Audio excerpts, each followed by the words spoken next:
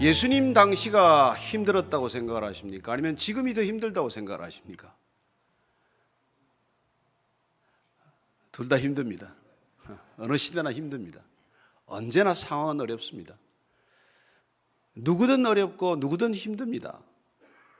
저는 많은 사람들이 힘들지만 힘들다고 말하는 사람과 힘들어도 말하지 않는 사람이 있을 뿐이라는 것을 알게 되었습니다.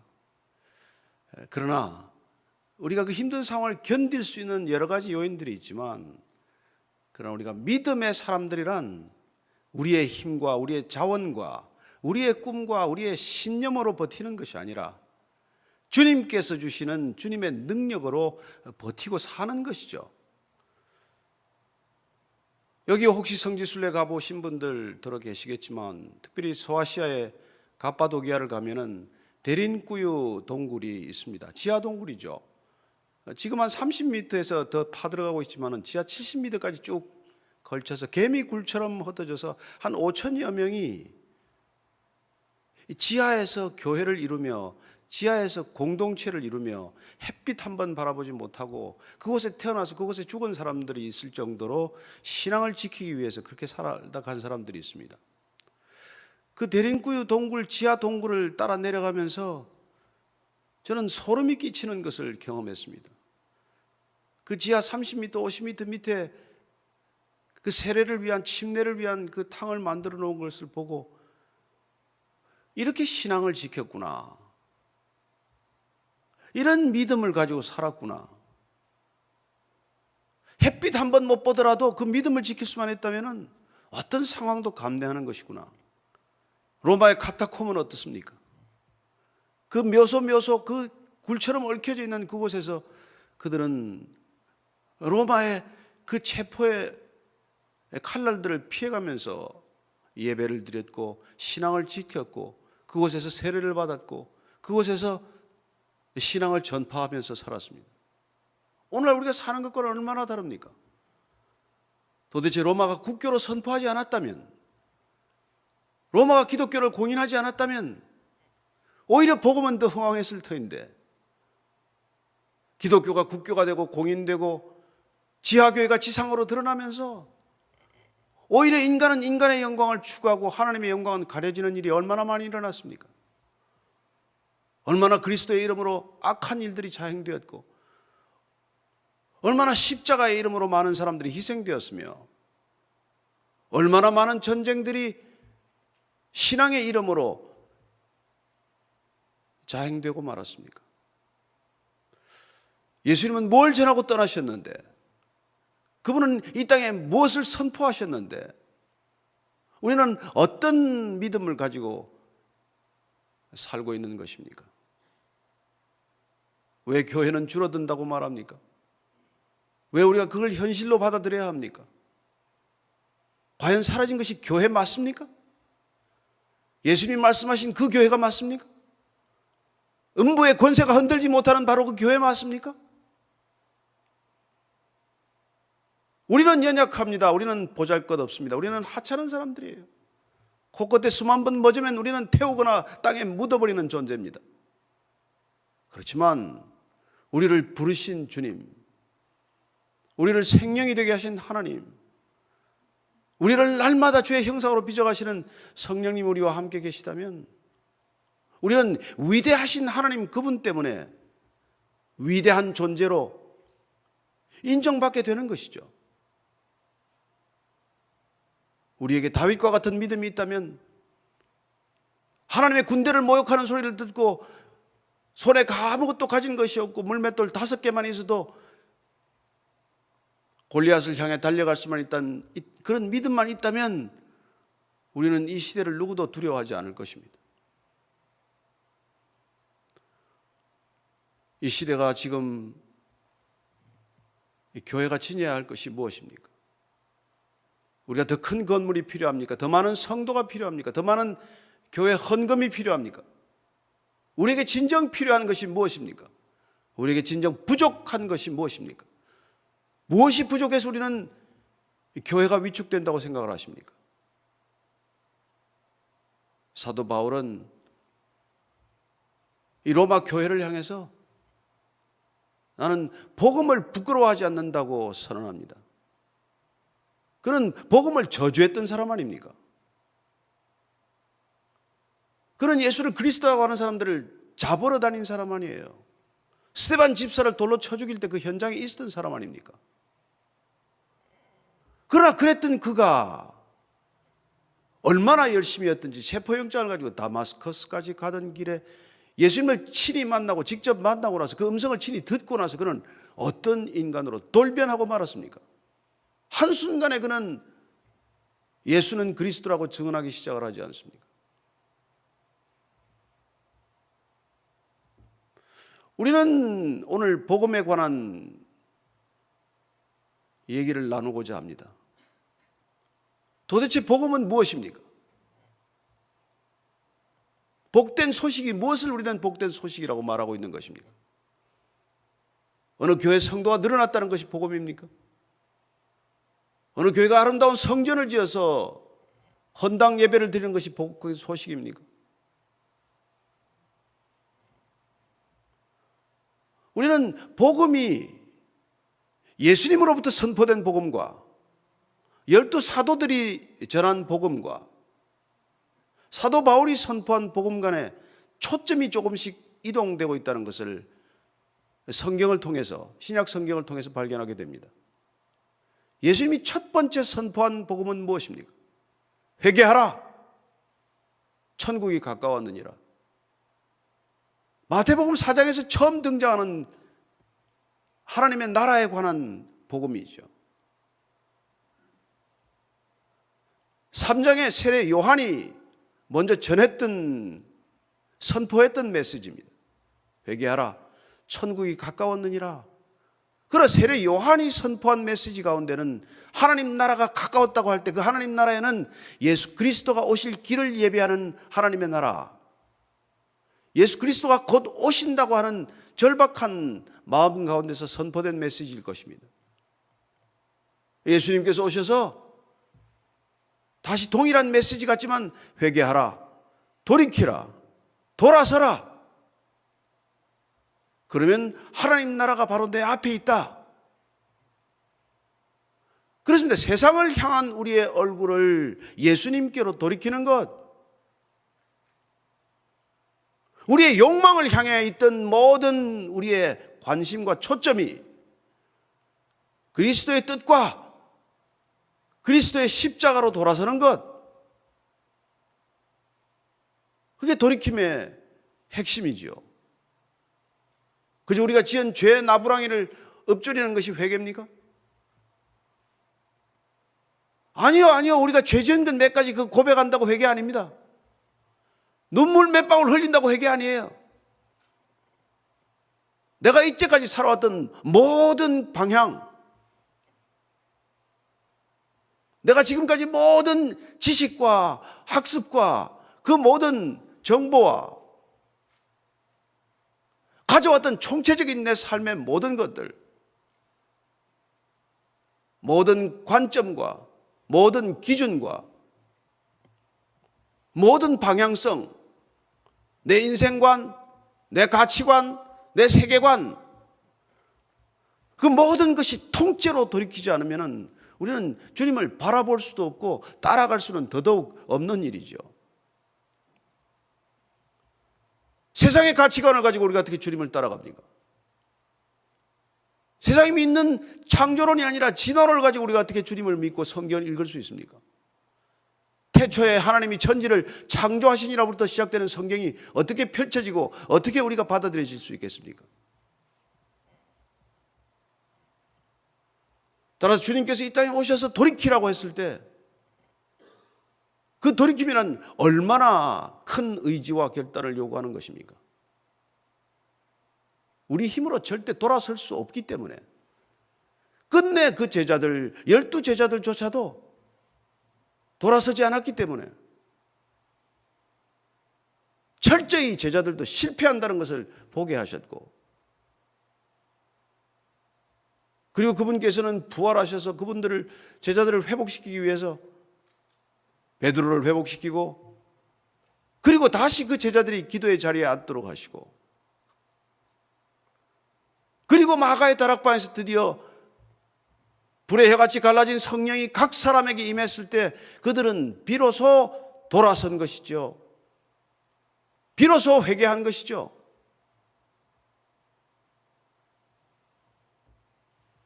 그들은 회개하기 전에도, 돌아서기 전에도 예수님을 전하고 다녔습니다. 능력도 나타났어요.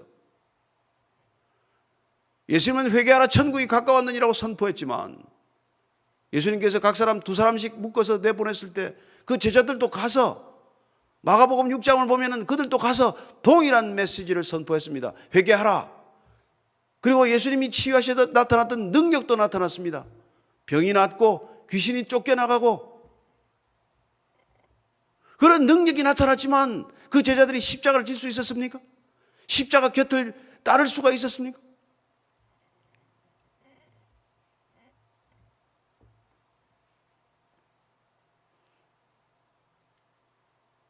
사도 바울이 오늘 이 로마서를 통해서 편지 초두에 그가 선포하고 있는 메시지는 바로 그 복음이야말로 하나님의 능력이라고 하는 것입니다. 우리가 하나님을 아버지라고 부른다면, 예수님을 주라고 고백했다면, 우리가 성령을 의지한다면 우린 더 이상 세상 것들을 의지하지 않기로 결정하는 것이죠. 저와 여러분들이 의지하는 것들이 우리의 믿음을 드러내지 않습니까? 내가 돈을 의지하고 있다면 돈을 믿는 것이고, 내가 권력자를 의지하고 있다면 권력을 믿는 것이고, 내가 내 명예를 의지하고 있다면 내가 내 명예를 의지하고 있는 것 아니겠습니까? 그러나 사도 바울은 그 어떤 것도 의지하지 않기로 결정합니다. 그는 나름대로 얼마나 많이 공부했습니까? 얼마나 똑똑합니까? 얼마나 놀라운 배경을 가지고 있습니까? 비록 다소 출신이지만은 아버지가 로마 시민권자였고, 그도 시민권으로 가지고 있었고, 누구도 수학하기 어려운 가말리엘 문학에서 수학을 했고, 그랬던 그였지만 베냐민 지파에 속하고 바리새인 중에 바리새인이고 사도 바울만한 사람이 어디 있습니까? 그러나 그가 진정으로 복음이 무엇인지를 깨달았을 때, 그때 그는 더 이상 지금까지 가져왔던 그의 모든 종교심, 모든 종교적 배경, 모든 종교적 헌신, 그 어떤 종교적 열심으로도 주님을 대적할 수 있다는 것, 그걸 깨달은 것이죠. 내가 이때까지 전심을 다해서 하나님을 섬겼다고 그는 뼛속 깊이 자인하고 있었지만 하나님을 섬긴 것이 아니라 하나님을 대적하고 있었다는 것을 깨달은 것 아닙니까? 어쩌면 동일하게 이 시대에도 우리도 마찬가지겠죠. 주님을 뼛속 깊이 섬긴다고 하지만 어쩌면 주님을 대적하고, 어쩌면 주님의 길과는 전혀 다른 길을 가면서 주를 따른다라고 얘기하고, 혼자 실족하는 것이 아니라 수많은 사람들을 실족하게 만드는 일, 그래야 주님께서 경고하신 대로 저들도 천국에 들어가지 않고 천국 문고리를 잡고 남도 들어가지 못하게 하는 자로다 라는 이 얘기를 듣지 않겠습니까? 아니, 귀신도 쫓았는데, 능력도 나타났는데, 그러나 나는 도무지 너를 모른다. 그런 평가를 받는 일이 일어나기 때문에 오늘날 교회가 지금 점점 약해졌다는 소리를 하고 있는 것 아닙니까? 어떻게 교회가 약해질 수 있습니까? 교회가 뭔데 약해질 수 있습니까? 교회는 주님께서 불러내신 사람들입니다. 에클레시아란 세상에서 불러낸 사람들이에요. 더 이상 세상을 향해 있지 않고 주님을 향해 돌아서도록 부름을 받은 사람들 아닙니까? 단 두세 사람이 내 이름으로 모이더라도 주님을 향해 전심으로 돌아서 있다면 예수님이 머리가 되시고 하나님만이 오직 주인이 되시고 오직 성령님만이 운행하시는 바로 그 교회라면, 단 두세 사람이 모인 교회라고 할지라도 그 교회를 어떻게 작다고 말하며, 어떻게 연약하다고 말하며, 그 교회가 어떻게 힘을 잃는다고 말할 수 있습니까? 그러나 수천 명, 수만 명이 모이더라도 세상을 향해 서 있고 안에서는 세상적인 모임이 일어나고 있고 세상적인 스캔들이 번져가고 있고 세상적인 방법으로 교회가 운영되고 그렇다면 그걸 누가 교회라고 하겠습니까? 교회를 모르는 사람들만 교회라고 하겠죠. 교회란 무엇입니까? 우리는 흔히 쉽게 말합니다. 주님께서 값주어 사신 교회라고 말합니다. 그렇게 핏값을 치러 교회라고 해서 그렇게 빚진 자의 마음이 저와 여러분에게 있습니까?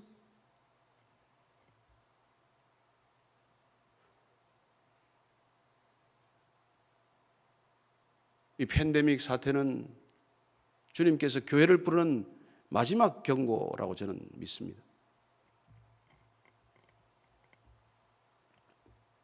모이기를 힘쓰는 교회가 더 모이지 못하게 만든 상황은 참새 한 마리가 떨어져도 하나님의 뜻이 아니면 떨어지지 못할 터인데 어떻게 이런 상황에 하나님의 뜻이 없겠습니까? 무슨 뜻입니까?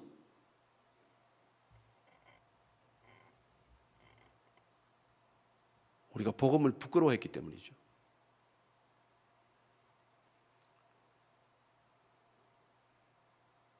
세상의 것들이 부럽고 세상의 능력이 오히려 교회보다도 더 위에 있는 것처럼 우리가 착각을 했고 수많은 것들을 성경에서 배우기보다는 세상으로부터 배우고 주님께서 명령하시고 주님께서 따르라고 하신 기준보다는 세상이 번성하는 기준, 세상이 더 흥황하는 그런 기준들을 우리는 교회 부흥의 기초로 삼았습니다.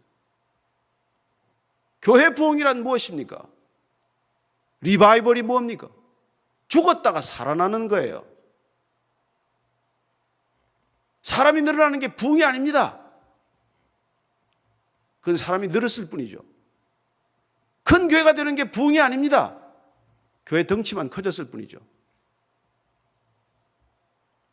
부흥이란 죽은 사람이 살아나는 것, 리바이브 하는 것, 리제너레이트 하는 것, 리버스 하는 것, 그게 부흥이죠. 우리가 그걸 꿈꾼다면, 오직 그 한 가지를 목적으로 삼는다면 건물이 없어도 가능한 일이고 제도가 없어도 가능한 일이고, 아니 어쩌면 제도가 없어야 진정한 교회가 탄생하겠죠. 어쩌면 교회는 제도가 되기 직전까지이겠죠.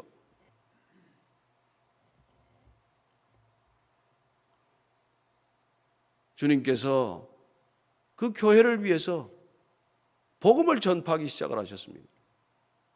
복음은 구원의 소식이에요. 예수님 당시에 이완겔리온 굿뉴스는 황제의 즉위식을 알립니다. 또한 전성의 소식입니다. 전쟁에 이겼다. 그 이완겔리온을 빌려올 만하죠. 요단강에 세례받고 올라오실 때 예수님께서 세례를 받으실 때 하늘이 열리고 하늘로부터 소리가 있어 가로되 이는 내 사랑하는 아들이요 내 기뻐하는 자라. 그렇습니다. 누구도 인정하지 않을지 몰라도 그날 그 즉위식, 대관식, 누구도 주목하지 않은 그 대관식, 주님께서 이 땅에 오셨다는 것이, 세례받으시고 공생애가 시작되었다는 것이, 성령에 이끌려 마귀에게 시험을 받고 이기셨다는 것이, 그리고 드디어 이런 메시지를 선포하기 시작했다는 것이, 그렇습니다. 그게 복음의 소식이죠.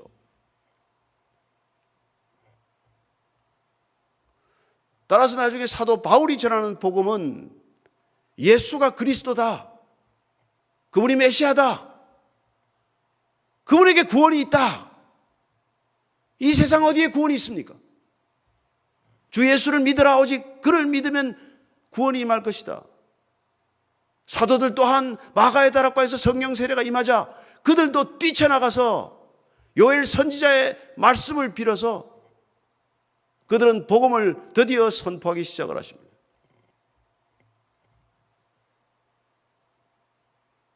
그렇습니다. 그 복음은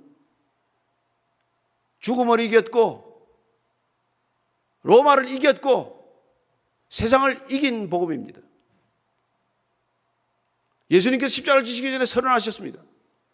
너희들이 세상에서는 환난을 만나겠지만 담대하라. 내가 세상을 이겼노라. 왜 이긴 주님을 우리가 믿으면서, 이미 이기신 주님을 따르면서 우리가 마치 패배한 듯이 행동하고 마치 패배한 것처럼 생각하십니까? 교회는 한 번도 패배한 적이 없습니다.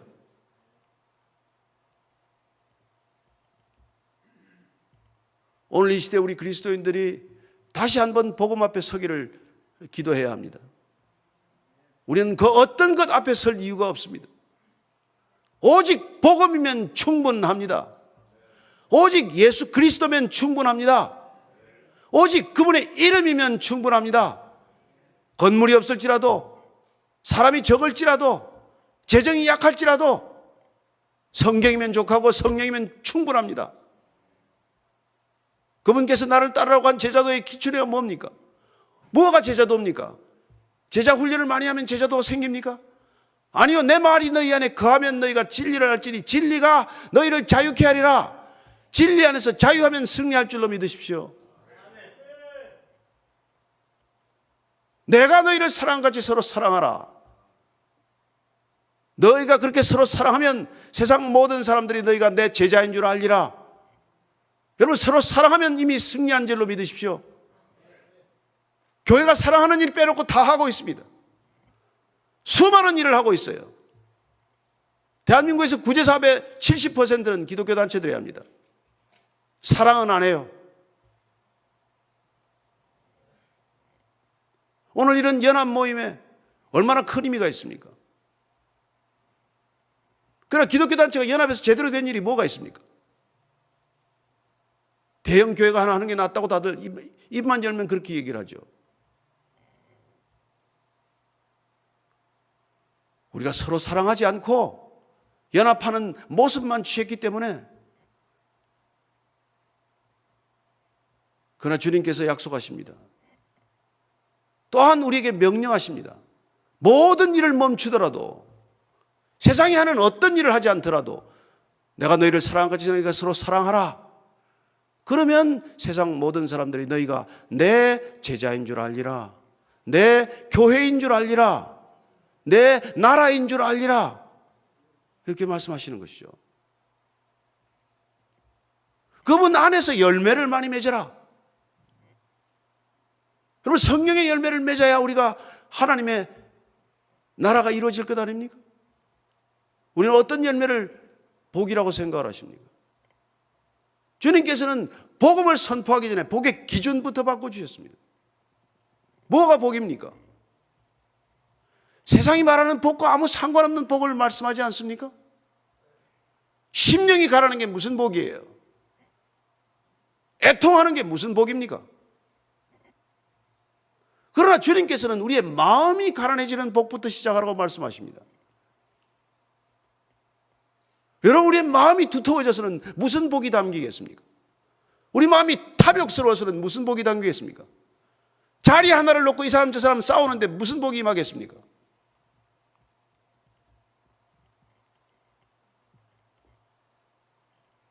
우리는 뭘 애통해하고 있습니까?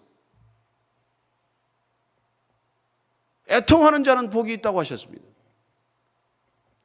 온유한 자는 복이 있을 것이라고 하셨고, 의에 줄이고 목마른 자, 긍휼을 베푸는 자, 마음이 청결한 자, 화평케 하는 자, 의를 위하여 박해를 받는 자. 이 시대에 우리는 어떤 박해를 받고 있습니까? 그니 뭘 복이라고 우리가 가르쳤고 우리가 뭘 복으로 기준으로 살고 있기에 우리는 복음을 전하는 사람이 될 수 있습니까? 그걸 복으로 우리가 누리지 않고, 그 복을 우리가 선포하지 않고, 그 복을 놓고 기도하지 않고 모든 종교인들이 하는 똑같은 기도를 하고 앉아 있으면서, 저희 어머님은 평생 불교 신자였습니다. 평생 3시에 일어나셨습니다. 평생 목욕 재개하셨습니다. 한겨울에도 찬 얼음에 머리 감으셨습니다. 그리고 그 가난한 살림에도 꼭 향은 일제향을 피웠어요. 향냄새가 좋다고. 돈이 아무리 없어도. 그런 종교심을 가지고 기도한 내용이 뭡니까? 아들이 박정희 대통령보다 더 잘 되라는 그런 기도 하셨대요.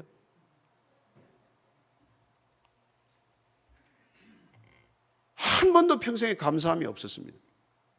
아들이 목사가 되는 바람에 할 수 없이 우리 어머님께서 카밍아웃 하셨어요. 부처님한테 가서 인사하고 왔다고 갑자기 얘기하시더라고요. 부처님, 제가 내일부터 못 옵니다. 우리 아들을 자기 어머니조차 전도 못한 목사로 만들 수가 없어서 제가 할 수 없이 이제 떠나야겠습니다. 세례를 직접 받겠다고 말씀하셨습니다. 손자가 군대 가는데 해줄 게 하나도 없어서 내가 세례를 받으려도 한다고 그렇게 하셨어요. 놀랍게도 그 세례를 받으시고 저희 어머님의 입에 처음 튀어나온 말이 감사하다는 거예요. 평생 생활비를 들여도 감사하다는 말 들어본 적이 없습니다. 늘 부족하다, 작다, 모자란다, 왜 이거냐. 세례받고 나서 갑자기 생활비를 반으로 보내라는 거예요. 반이면 충분하다고. 저는 여러분들이 성령 세례를 받고 교회 재정이 반으로도 충분하다고 말할 수 있게 되길 바랍니다.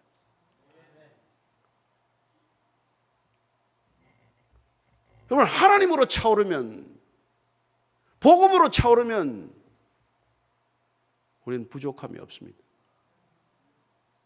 다윗이 십수년간을 광야를 전전해도 사울의 칼날을 피해서 한순간도 평안한 순간이 없었지만 하나님이 아버지여서 나는 부족함이 없는 분 아닙니까? 여호와가 목자시니 내가 부족함이 없으려다 그가 나를 푸른 초장에 누이시고 쉴만한 물가로 인도하시는도다. 내 영혼을 소생시키시고 자기 이름을 위하여 의의 길로 인도하시는도다. 우리는 하나님께서 하나님의 이름을 위하여 우리를 의의 길로 인도하시는 사람 아닙니까? 그리하여 사망의 음침한 골짜기를 지날지라도 해를 두려워하지 않고 우리는 어디든지 달려갈 수 있는 사람 아닙니까?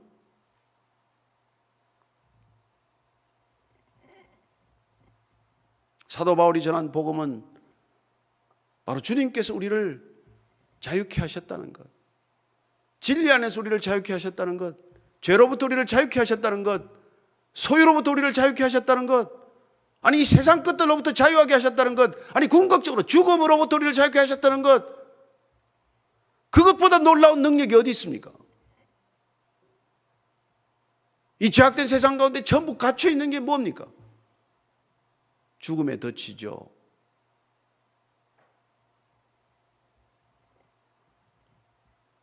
죽음을 이기신 주님과 함께 우리가 동행하면서 뭘 더 두려워하겠습니까?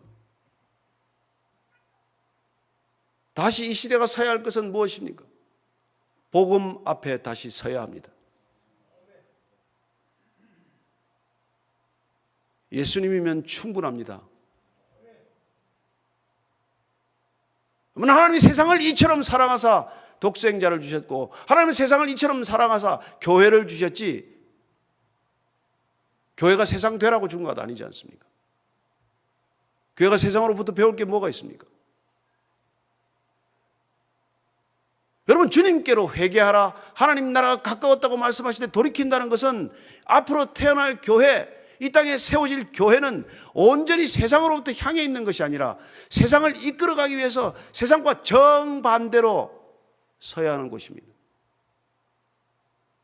따라서 교회란 세상과는 정반대의 질서를 가진 곳입니다.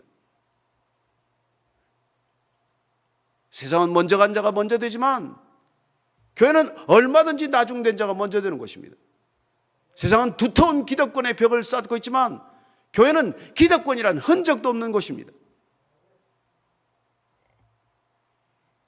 그래서 예수님께서는 우리의 발을 씻겨주신 것이죠. 왜 제자들의 발을 씻기십니까? 스승이 제자의 발을 씻겨주는 곳, 살을 찢고 피를 흘려서 성찬을 할 수 있는 곳, 생명을 나눌 수 있는 곳, 나를 먹으라고 말할 수 있는 곳, 아낌없이 생명을 나눌 수 있는 곳. 그런 교회라면 세상이 어떻게 이깁니까? 교회를 누가 감당합니까? 여러분 세상은 보면은 악을 죽도록 써도 감당이 안 됩니다. 실성한 듯이 미친 듯이 악을 쓰면 세상은 누구도 감당 못합니다.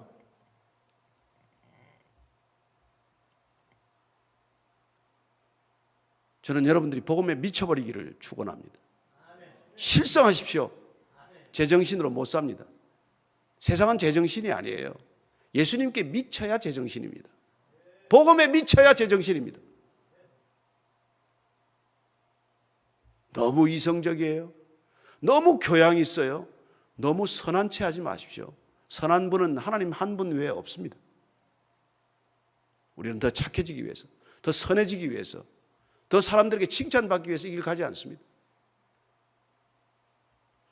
복음 때문에 얼마나 많은 고난을 겪은 사람들이 있습니까?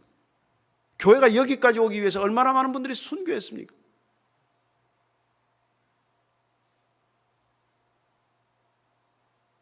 제가 일본에 하여튼 이런저런 일로 자주 갔습니다만, 일본 개신교계 지도자들이 모이면서 그런 얘기를 스스로 이렇게 고백하는 걸 들었습니다. 도대체 일본의 개신교는 왜 부흥하지 않는가? 본인들이 내린 결론이에요. 일본 개신교는 순교자를 내지 못했습니다. 일본에 캐톨릭이 들어와서 얼마나 많은 사람이 죽었습니까? 얼마나 많은 신부들이 죽고 얼마나 많은 사람들이 순교의 피해 강을 이루듯 끌려갔습니까? 그러나 유독 일본에서 개신교는 단 한 사람도 순교자를 내지 않았다는 거예요. 부흥하지 않은 이유라고 스스로 고백하는 것을 들었습니다. 이 시대는 어떻습니까?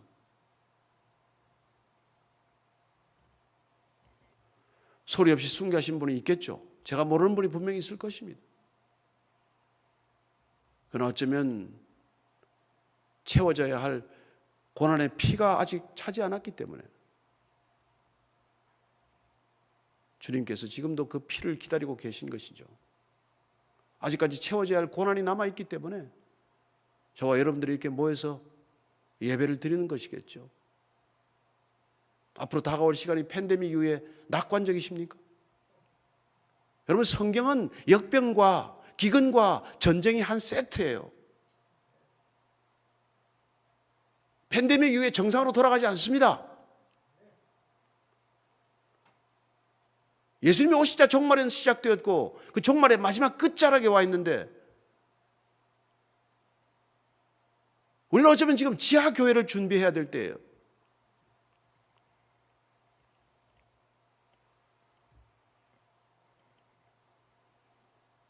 우리는 다시 복음 앞에 서야 합니다.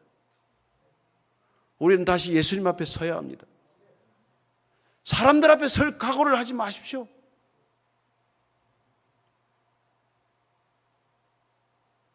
물에 빠진 사람은 체면 차리지 않습니다. 살려달라고 과함 지를 뿐이에요. 지금 우리의 기도는 교양을 따라 할 기도가 아닙니다. 지금 너희는 내게 부르짖으라. 내가 알지 못하는 크고 비밀한 걸 보여주겠다고 약속하신 그분께 부르짖어 기도하는 것 이외에 우리가 할 일이 뭐가 있습니까?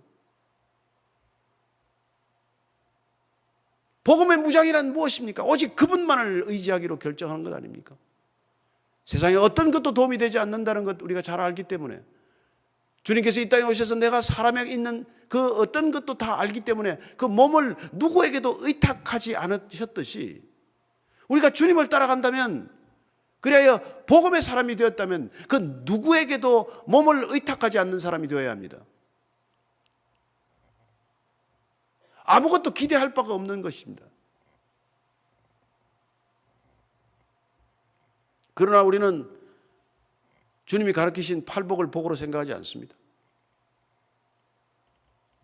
여전히 헌금이 예전처럼 나와야 된다고 생각할 것이고 여전히 떠났던 교인들이 돌아와야 할 것이고 여전히 더 많은 교인들이 건물 안으로 들어와야 부흥이라고 생각할 것입니다. 그래서 정상화가 될 것이라고 기대하실 것입니다. 아닙니다. 떠난 사람보다 더 많은 사람에게 전도해야 합니다. 교회를 떠난 사람보다 더 많은 사람들에게 복음이 전해져야 합니다. 교회를 가득 차고 앉아있는 묵은 닭이 많으면 뭐합니까? 알도 하나 못 낳는 닭이 많으면 무슨 소용이 있습니까? 이 코로나 팬데믹 시대에 몇 사람에게 전도하셨습니까? 사람이 떠나는 걸 멀거니 쳐다보고 있는 것입니까? 중세 때 흑사병이 돌았을 때 가장 부흥한 게 교회인데 친척들도 버리고 의사들도 버리고 다 도망갈 때 오직 그리스도인들만이 참 형제 자매가 되어서 죽어가면서 그 환자들을 보살폈더니 말할 수 없는 부흥을 하나님께서 허락하셨는데, 이까지는 무슨 오미크론 무슨 델타 그저 독감 같은 이런 걸 가지고 우리가 이렇게 겁을 먹고 말이죠.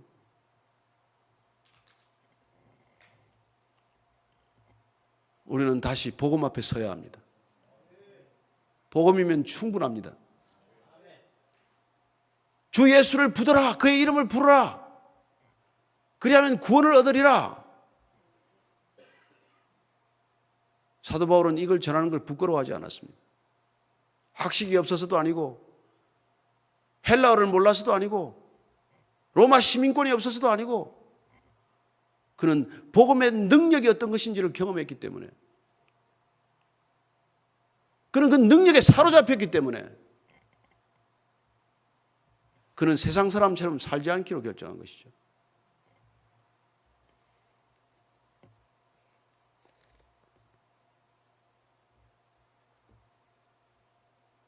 복음에는 하나님의 의가 나타난다고 말합니다.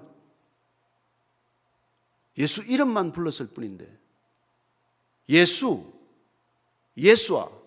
여호수아 다 여호와가 구원이시다 같은 뜻이에요.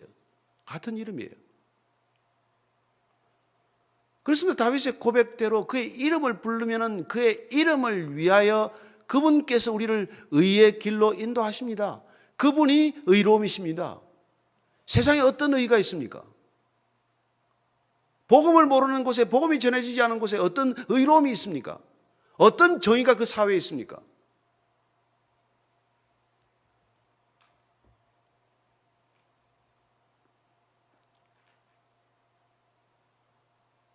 바울은 하박국 선지자의 말을 인용하여 오직 의인은 믿음으로 말미암아 살리라고 선포합니다. 의인은 오직 믿음으로 살리라. 그러면 하박국이 어떤 선지자입니까? 어떻게 아수르와 같은 나라, 저는 이방 국가에 짓밟힐 수가 있단 말입니까? 아무리 이스라엘 백성들이 죄를 지어도 그렇죠. 아무리 하나님의 백성들이 죄를 지어도 그렇죠. 어떻게 하나님 모르는 사람들 발굽에 짓밟히도록 하신단 말입니까? 이해가 안 되는 일이죠, 그 사람들로서는. 아무리 이스라엘 백성들이 죄를 짓고 타락했다고 해서 어떻게 성전을 무너뜨릴 수 있습니까? 이해가 안 되는 일이죠. 어떻게 하나님의 백성들이 조금 죄를 지었다고 하더라도 교회 문을 닫을 수 있습니까? 우리도 이해가 잘 안 되는 일이죠. 그러나 오직 의인이 바른 믿음 위에 서 있을 때 우리가 가지고 있는 환경과 처지와 형편과 그 어떤 것이 아니라 오직 하나님과 바른 관계, 의로운 관계, 친밀한 관계 속에 들어가 있을 때 우리는 그 어떤 위협도, 어떤 위험도, 어떤 위기도 우리를 사로잡지 못한다는 것을 고백하고 있는 것이죠. 그렇습니다. 그리하여 하박국은 비록 포도나무에 열매가 없고 감람나무에 소출이 없고 우리의 양이 없고 외양간에 소가 없을지라도 나는 여호와의 이름, 구원의 이름으로 인하여 즐거워할지로다. 그렇습니다. 여호와를 기뻐하는 것이 우리의 힘이고 능력입니다. 여호와를 기뻐하는 것만이 우리의 능력입니다.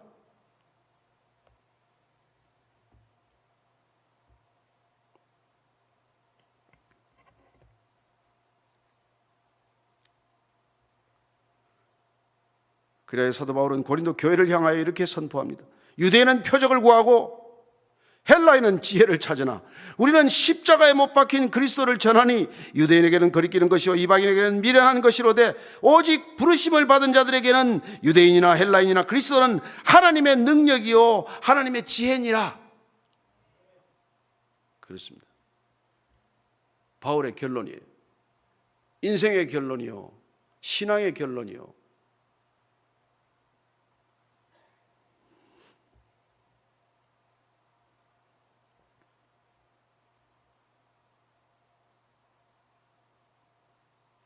우리는 십자가에 못 박힌 그리스도를 전하기를 주저합니다.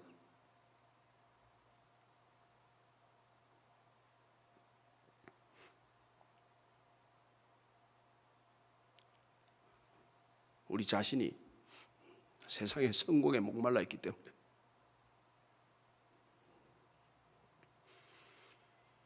우리 자신이 그리스도를 성공의 발판으로 삼기 때문에,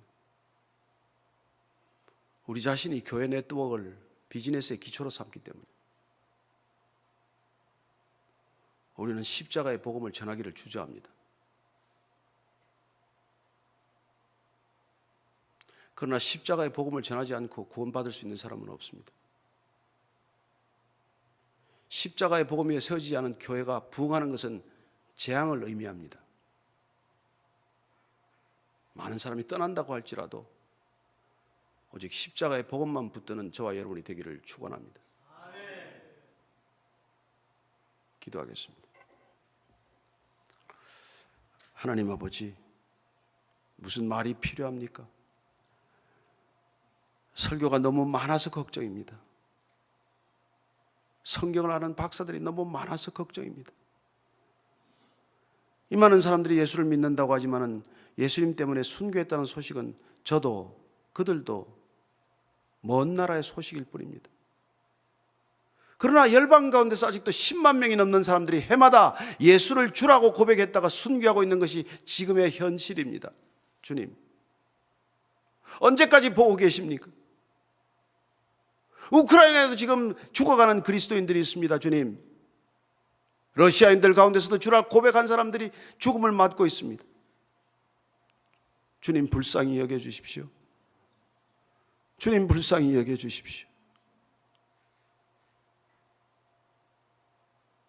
여리고의 바디메오가 다윗의 자손 예수여 불쌍히 여겨주소서, 그 한마디로 구원받는 것이 충분했듯이 주님, 저희들을 불쌍히 여겨주시옵소서. 이 시대 교회를 불쌍히 여겨주시옵소서. 이 시대 그리스도인들을 불쌍히 여겨주시옵소서. 주님, 다시 한번 진정한 부흥, 에스골 골짜기에 마른 뼈가 군대가 되는 환상을 보게 하여 주시옵소서. 생기가 불어야 생기가 들어가는 환상을 보게 하여 주시옵소서. 예수님 이름으로 기도합니다. 아멘. 아멘.